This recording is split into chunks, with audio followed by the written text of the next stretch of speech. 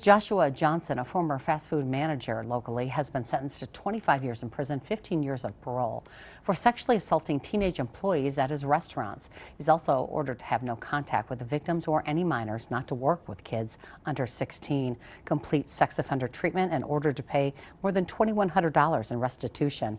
As we reported, Johnson pleaded no contest in November to 4 charges related to crimes against underage girls. According to the criminal complaint, 3 15-year-old girls reported sexual contact with Johnson in 2023. He was fired from one restaurant after a report, but then hired at another where more incidents occurred.